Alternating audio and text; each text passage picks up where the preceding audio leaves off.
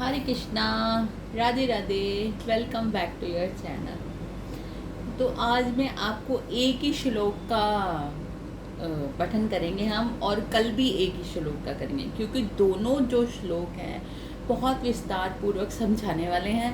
और अगर मैंने दोनों को इकट्ठा किया तो बहुत कम बता पाऊँगी, तो इसलिए सॉरी, आज एक एक श्लोक का ही हम करेंगे।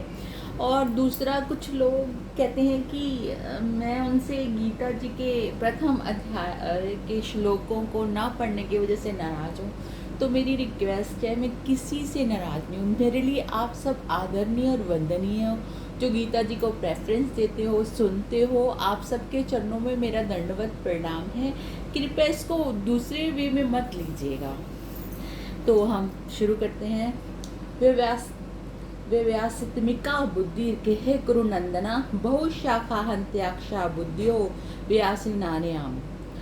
हे अर्जुन, इस कर्म योग में निश्चयात्मिका बुद्धि एक ही होती है, किंतु अस्थिर विचार वाले विवेकहीन साकाम मनुष्यों की बुद्धियां निश्चय ही बहुत भेद वाली और अनंत होती है।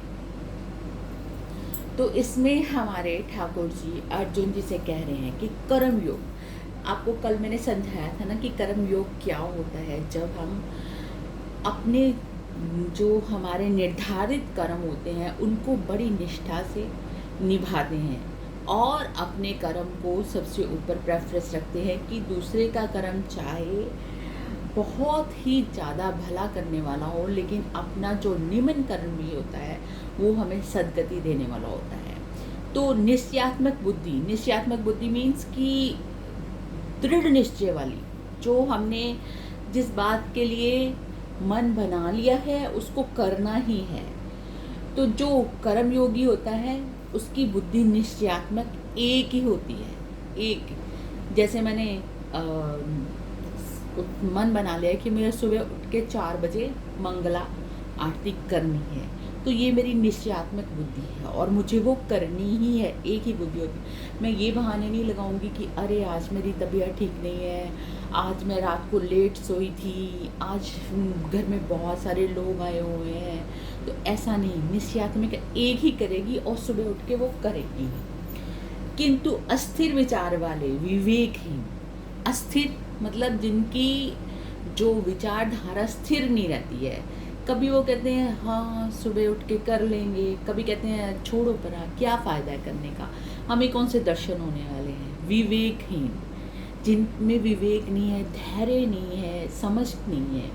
सकाम मनुष्यों की, सकाम जिनको हर चीज़ का फल चाहिए कि अगर मैं ये काम करूं या मैं मंगला करूं तो मुझे इसका फल ये मिले, अगर मैं भागवत जी पढ़ूं तो इसका फल मुझे ये मिले।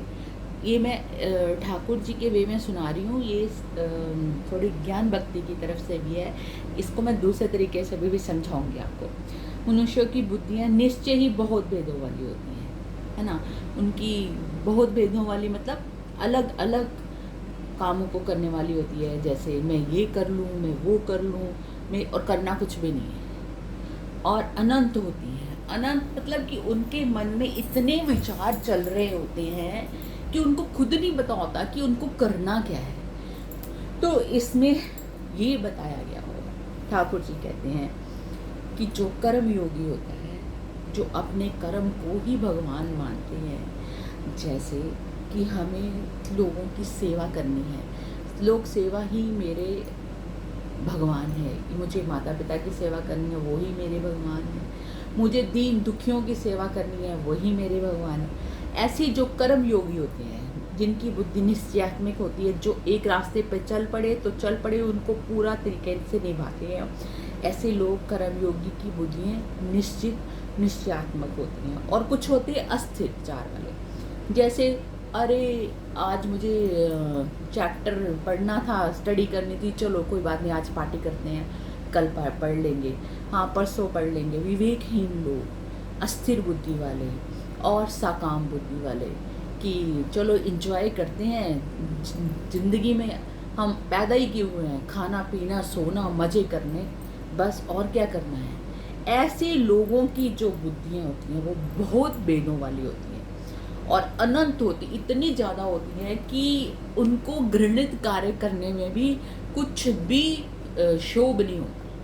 तो इस तरह ठाकुर जी समझा रहे हैं कर्म योग में, और निश्चित और जो वास्तविक बुद्धि वालों के बारे में। तो अब हम चलते हैं। वैसे इसको और भी एक्सप्लेन कर सकते थे, लेकिन टाइम ज़्यादा हो जाएगा। तो हम रात को मिलते हैं 9 बजे, सॉरी 9:30 बजे। तो जिसको समझ नहीं आया वो कमेंट कर सकते हैं, मैं आपको और एक्सप्लेन कर दूँगी। राधे राधे।